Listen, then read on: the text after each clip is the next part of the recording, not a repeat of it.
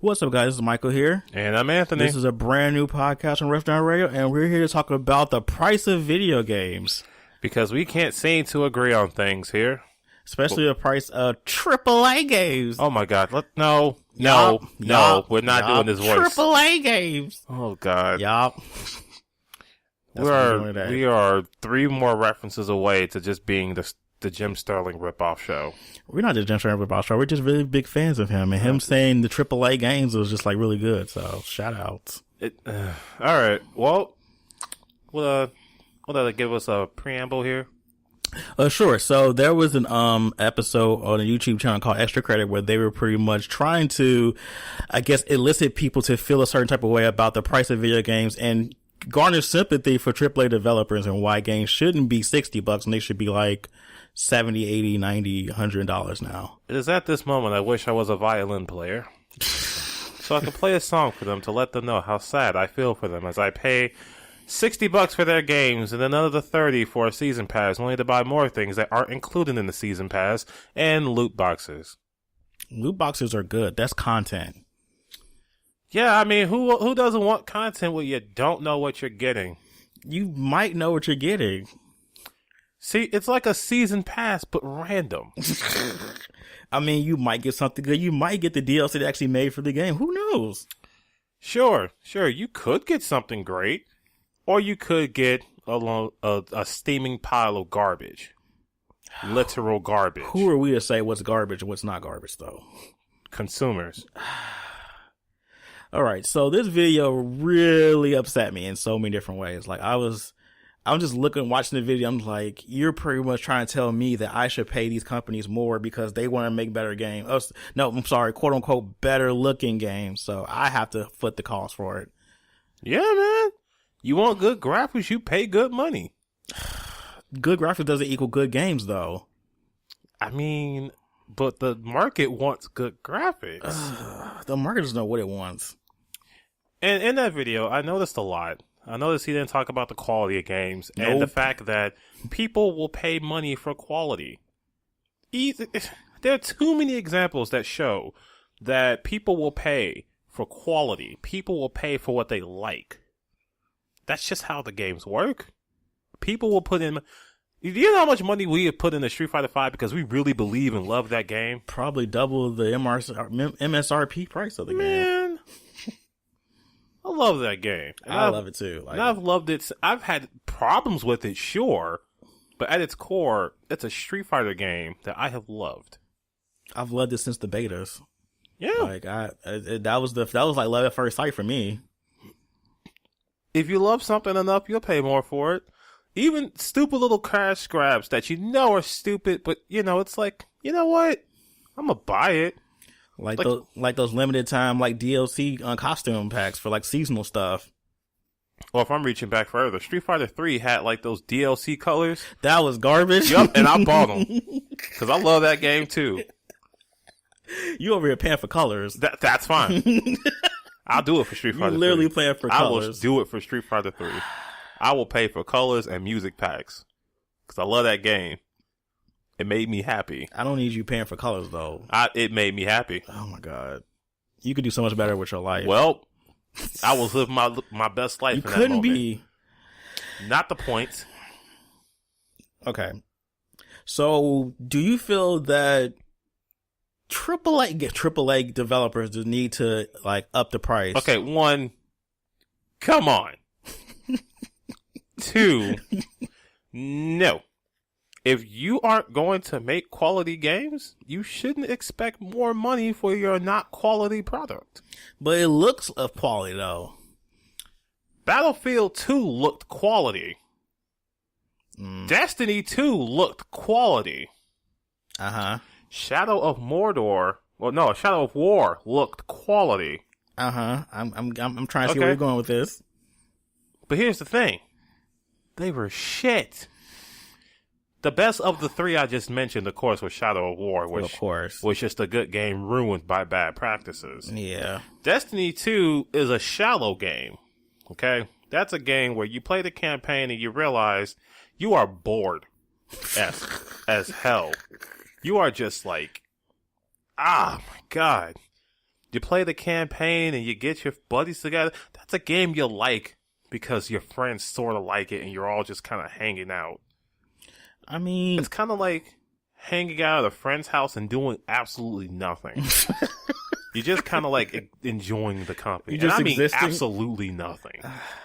You ain't watching no movies. You ain't playing no games. You're not even eating anything. You guys are just like, hey, it's nice to be in your company. I'm not alone. That's Destiny 2. Battlefield was just... Even if I ignore their bad publicity and their scheming, that was just a really basic and rudimentary game. Playing it was saddening. That's the word. It was saddening. It just... The shooting was pointless. I mean... They all pew-pew. All the guns pew-pew. Some pew-pew faster than others. Some pew-pew harder than others. But they all pew-pew. And the heroes. Why is it that when I attack with a lightsaber using hero, they just lunge? They just lunge and wildly just go, like, what is wrong with you people? You are supposed to be, like, graceful or vicious or something. I don't know what type of seizure movements you guys are enacting, but I need you to stop. And these are the games that cost $60 plus more. Yeah, for DLC, for season passes, for loot boxes, for, extra stuff, things that help the developers, recoup the money they spent into making the game in the first place. Yeah, because now we live in a market where a game can sell 7 million copies and be considered a failure. Flop. Like, years ago when Square Enix came out with their reports for Tomb Raider and Sleeping Dogs, all those games underperformed. I'm like, dang, but they sold like over 2 million each. Yeah, that's underperforming. Tomb Raider sold 3 million. I remember that story. Yep, and it was underperforming by their metrics that they had set in their the forecast they had the prior year. Mm-hmm. Just recently, Capcom had published some of theirs too for some of their games. I think what was it? Marvel's Capcom Infinite did a $1 million seller, which was actually considered good, but a soft sale in the US and the Western markets, even though the game was marketed for Western audiences in the first place. Yeah, funny how that worked. Maybe you shouldn't have used that graphics engine. Yeah, that wasn't a good. Maybe you should have used a better one. Maybe you should have just polished up Marvel 3. I'm just saying. But anywho, I guess that just goes to show that you need more to make just a good-looking game. You need to make a good game. Make a good game and worry about the monetization later. I feel like if you just make a core good game, that like people from start to finish, like the game is good. Just start to finish, right? Let's see. Let's take a game. Let's take Final Fantasy 14 as it is right now. Okay. They focused on making a good game. That game, while it's not my cup of tea because I'm not really into all of that, you will be hard pressed to find people who can call it a bad game. No, Realm Reborn pretty much like it's a blockbuster title for Square Enix. And they've had plenty of expansions, right? Yeah, he just did Stormblood a few months ago. And they even have a subscription fee after you pay how much is it now? Is it still 60? For just a copy of the game, I think it's like around 30 now because they have like the special new players edition and stuff, so you can get for like 30. Well, let's say 30. So you pay $30 for the initial entry, you pay the subscription fee, and you pay for the expansion passes. And just as hard pressed as you would find to say that somebody says it's a bad game, you'd be even hard pressed to find somebody who is complaining about buying these passes because they want more of this good game. They really do, like rabidly want more of this game. Because they made a product that people wanted, not a product that tells you that you want something. By clever marketing, which is a whole other subject we'll get to later. It's not trying to manipulate you into thinking you need more so you can get more out of it, so you can feel like the game was worth it. The game was worth it, and to have more of the good thing, people will pay more for the good thing. I would think that's basic economics. If people have a good thing and and they have the opportunity for more of the good thing, they'll continue to buy more of the good thing. Well, video game doesn't use that same like business model. They have their own like ways of doing stuff, which is why they're in the same slump they're in right now. This market is really dumb because every other type of market understands if we make a good product, people will buy it. They understand. That's like the foundation of capitalism, I believe. Yeah, well, make the thing that people want and people will buy it. The video game industry doesn't understand exactly what people's taste and what people want. They assume what people want because of a given demographic, and they go off that versus actually saying, you know what, guys, what do you guys want? Right, they go off their metrics and they go off their surveys and their spreadsheets and saying testing.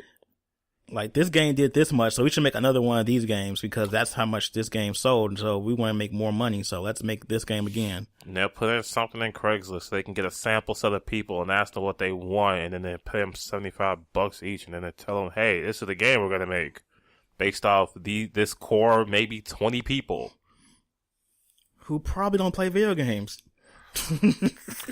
I will never forget when I went into one of those for... Oh, yeah, I remember you did. Yes, I went in there for Borderlands, the pre-sequel. Now, of course, they had a sample set of people who have never played Borderlands, who primarily play first-person shooters, who casually play first-person shooters, and people who are huge fans of Borderlands. Now, the group was about 10 people strong. And this one guy who was trying way too hard to be cool. Now, they asked us questions about what would we expect. What do we think of the setting on the moon? What do we think about the name? And we all thought the names they came up with were dumb. So we kind of just said, hey, how about you do something like, I don't know, the pre-sequel? And hey, that's kind of what happened. Kind of feel a little good about being a part of that. But focus groups don't really work. No. Because there were some of them in there who were like, I don't really like Borderlands. Exactly. Like, why would you even ask them? Why? And there was a screening beforehand. There was a screening that asked you all these questions that you were again asked at the focus group. Why would you invite people who don't like Borderlands to ask you about stuff about Borderlands? Well, they were probably trying to like gain new people to like their product, which doesn't work. That's the problem. Exactly. When you have a product and your product is focused, you can't make a catch-all product. You just aren't going to make that happen. That's the issue with the gaming industry. They're trying to make all catch-all products. You just aren't going to. No market, in my experience, has made a catch-all product. The TV market, the computer market, the skincare market, the clothing market, you will be hard-pressed to find anything that has made a catch-all product. I agree. Because then no matter what, people are too different to make a catch-all product. I don't really like first-person shooters, but you tell me a new Borderlands game is coming out, and I will be right there. But some people love first-person shooters, but really don't like Borderlands. You True. Can't make a game that appeases us both because our opinions are too vastly different. Well, that's when you get stuff like, Call of Duty. Those are the catch-alls that people have gravitated towards. But see, they keep capturing the same audience. True. They keep capturing the audience that will always play Call of Duty, that will always play a first-person shooter, and will always play a first-person shooter because their friends say so. That's typically the market they go for.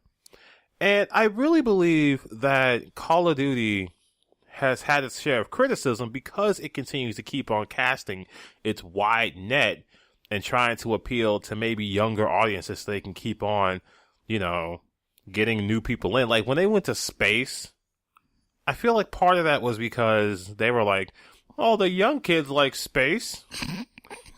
Well, the new kids who are, just getting into Call of Duty like space. I mean, for me personally, as a person who doesn't like first-person shooters, that my mom, I can't say I don't like. I just don't play them. I think trying to expand their usual aesthetic to space wasn't a bad idea. I just think the way they did it was bad. Yeah. Like, if you make a really cool space game, people will play it if it's good. They don't really do well with space, though. Like, that's usually other companies do that genre better. Because when you get to the territories of, like, because they usually do, contemporary, war games. Mm-hmm. Mostly. So you're going from contemporary war games to doing, sci-fi space games. Like, that's a whole different, aesthetic that you have to be really good at doing. Speaking of space games, or games that are more focused on the sci-fi genre of shooters, I am reminded of Titanfall. Ah, yes. Really? Titanfall 2 specifically. I shouldn't talk about Titanfall. I never played that one. Titanfall 2 is a game I will advocate the hardest for as one of the best first-person shooters in the past 10 years. That's quite a, I will fight people. You'll fight people? I will fight you. Don't worry. You won't get a fight out of me over that. Okay? If anybody wants to fight, we can. I will let you know my handles, where you can find me. We will fight. Why are you issuing challenges like that? Because people... Why am I doing that? Anyway, more to the point. Uh-huh. That game suffered from one of the worst cannibalizations and bad marketing plans ever. Because in that same space, it had to compete with a new Battlefield, and it had to compete with the new Call of Duty. Now, people were like, oh, well, they probably couldn't have released it any sooner or any later. I disagree. And I think that if they had done that a month earlier to get a fan base in there, that game would have done a lot better. And that is an example of a good game being bogged down by terrible decisions. So maybe that's another thing they should consider when they're talking about we're not making enough money off X product, or X product isn't making us enough money, so maybe they don't like that genre anymore. Maybe they don't like that franchise anymore. Because a lot of companies like to make these assumptions about what we like, but then really make weird decisions like that. Yeah, I think Marvel Infinite was a really good example of that. Because every Marvel game has always been very cartoony, 2D sprites and stuff. Or even the new models they used in 3, they were still cartoony looking. They look like comic book characters. Yeah. So it fit in with the whole, usual aesthetic. And then you get Marvel Infinite and it looks like this semi-photorealistic weirdness, and it just doesn't really and they're trying to capture an audience that may not even care about this type of game in the first place. I think they're capturing an audience that may not exist. Because they're capturing an audience that likes fighting games and at the same time likes the cinematic Marvel universe. Yeah, that's a tough one. And that may not exist. And if it does exist, it's as niche as you can get it. Yeah, it's me more niche than my JRPGs I play. Because you're certainly not catering to the Marvel audience that you already have. Because No. if you were, No. you probably wouldn't have made this game until you got the licensing rights to the X-Men. Yeah. Because the Marvel crowd that likes this game likes the X-Men. They would appreciate it, some of these newer characters.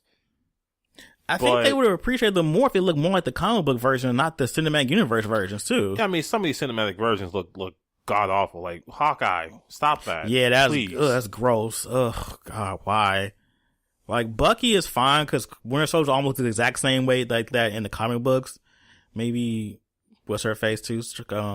What's her name? Black Widow? She looks alright. She looks okay. Captain America could tone down the roids a little bit. He doesn't have a neck. He just has a pile of muscle there. I mean, they did good with Venom, though. Like, Venom came out really good. And why couldn't they just done it with everybody? Because they wanted to do photorealistic. No. And it just doesn't work for characters that are based in Japanese anime type of aesthetics. I mean, look at the Capcom side. Morgan looks atrocious. She looks like they were trying to make her look more, European and more Western looking. And she looks garbage. She does. She definitely does. So bad. A lot of them look bad. Even Ryu looks bad too. Oh my god, he's got too many wrinkles and bulges in weird places. He looks really ugly. They fixed Chun-Li at least. Yeah, she did overcome that addiction of hers, and now she's a beautiful spring princess. You stop that. Hey, you stop that right now. Did you see how she used to look? You stop that right now. We were scared for her. I think that's a good example of a game that cost $60, but definitely wasn't having the same budget as previous games. they even said the games had the same budget. Like, well, leaks have came out saying they didn't have the same budget. Street Fighter V's DLC packs, and it shows too. Yeah, people think they can just put a name on something that's, not as budgeted or not as well planned, like Mass Effect Andromeda. Oh yeah. How many reports have come out talking about the budget, how the team was like totally divided, and some of them were pulled to work on Anthem?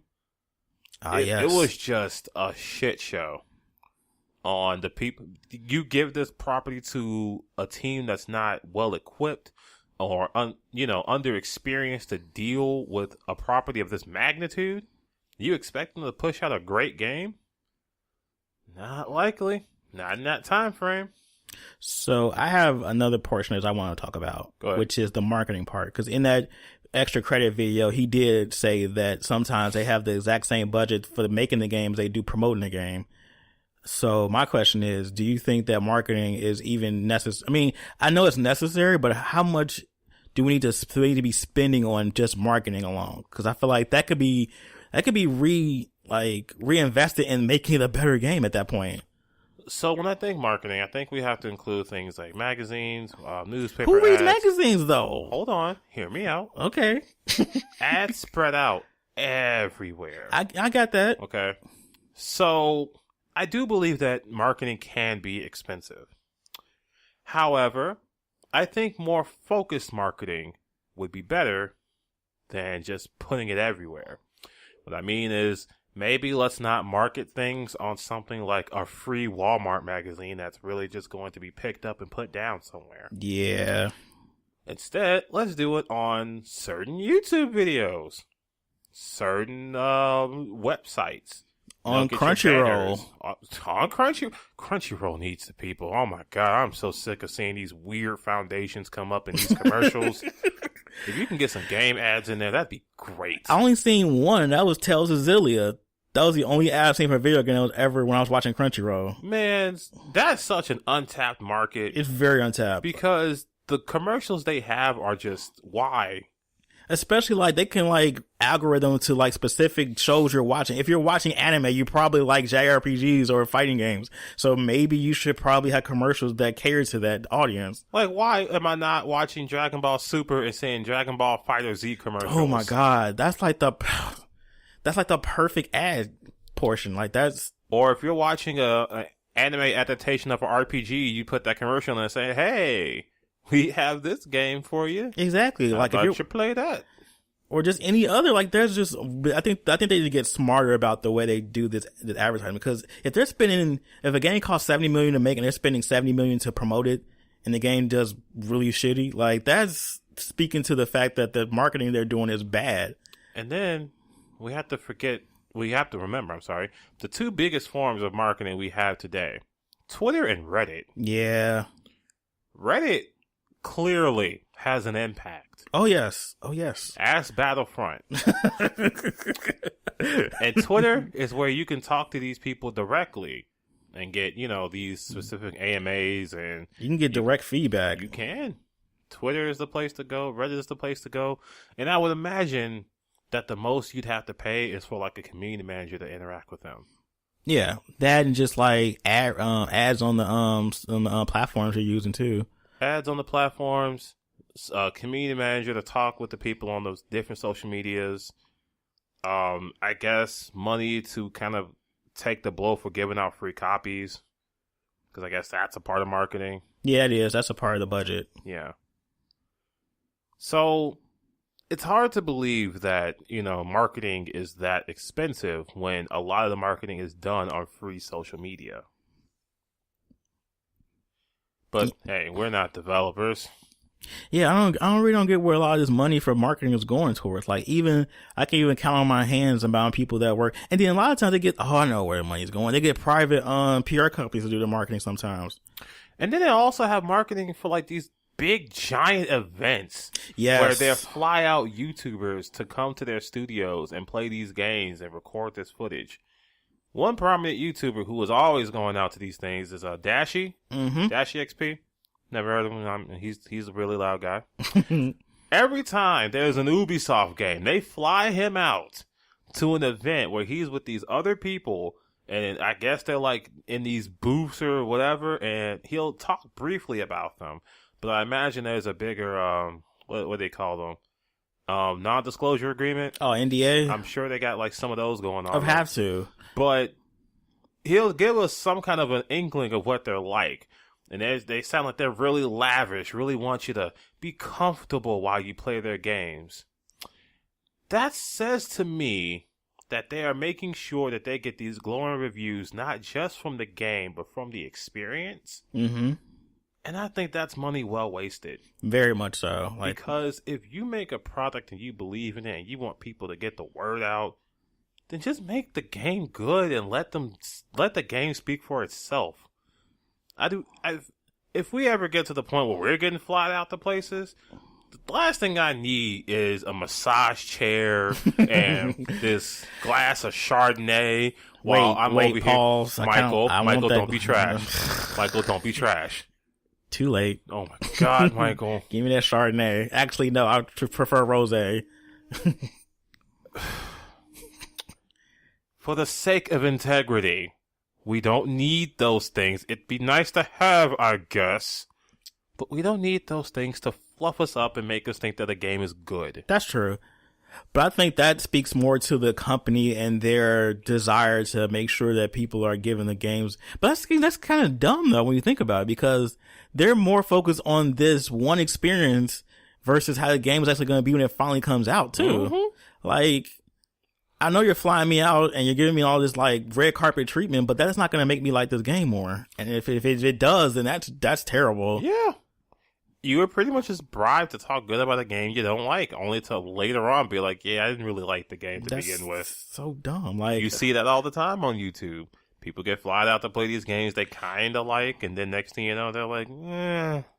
And I get there's an industry behind marketing. I understand. I know this is feeding people's families. I understand this is a whole job. It's a career. This all that stuff. I get that. But I just feel like if they're spending this exorbitant amount of money, we shouldn't have to worry about spending more money to buy these games just because they want to do extravagant things to try to promote the game in the first place. Because at the end of the day, development of the game is more important than trying to like sweet talk these YouTubers and, you know, industry people into loving it. Like, all I know is I ain't need a YouTuber to tell me Persona 5 was one of the greatest RPGs of our time. Man, I just looked at it.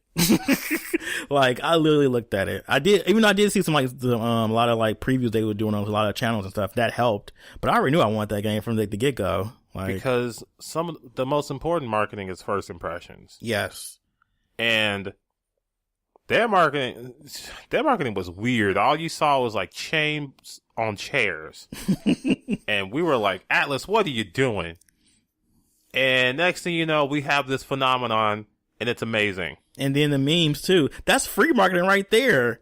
If your game is good, memes will continue to permeate on the internet and promote your game for free. People are still sharing Persona 5 memes. Still. Like, to this day. Like, that's what they need to start. They need to find a better way to market in a way that promotes their games to the people they need to get promoted to. Like, not just trying to get this catch-all stuff. If you know your game is marketed towards a specific person, you need to find out where they are and how to, you know, not contact, but how to like get them. And memes are a credible way to communicate to everybody. Mm-hmm. As long as they're good memes. Yes. Because not all corporate memes are good memes. That's so true. They need a whole like meme team. Ask Gucci. They're terrible at memes. All right. So what is your final thoughts on the price of video games? Do you think they need to go up because they need to market more? I stand by the idea that if you make a quality product, people will pay for it. That has been proven and tested time and time again. Make the product good, not make it some kind of money grab or market machine that you think is good because you have all these sterilized tests and things. I'm looking at you, Square Enix. Hey, like Persona 5 is such a niche game that sold over 1 million copies. Yeah. That's really unprecedented for the type of game that it is. And I don't think it cost them a whole lot to make either. Like, I don't think the game that they used was like expensive. I think that game was more on style and art design versus trying to do photorealistic, you know. And then the team they used for like the voice actors wasn't like these well-known people either. And it was still good. Really good voice acting. Shout out to all of them. All of them. All of them. I think there might have been like a couple notable names, but for the most part, that cast was like not incredibly star-studded. It really wasn't, but they had a really good voice, like a really good voice director, and just really good people that knew what to do. So we don't need, Nolan North to do every game. Sorry. It's okay. I was frustrated. It's difficult. Very. But I say that to say this. If you're going to make these games and make these experiences, you need to make sure these experiences are incredible if you want people to buy them. Not make us pay more for your experience that you think we need to buy because we think we need these games. So yeah, that's my final thought. And are we wrapping it up with that? Yeah, I think so. So what do you guys think? What do you guys want to pay for your video games? $90. Do you guys want to pay 90, 100, 120? Yep. What's a fair amount to you? I think we could go up to $50, honestly.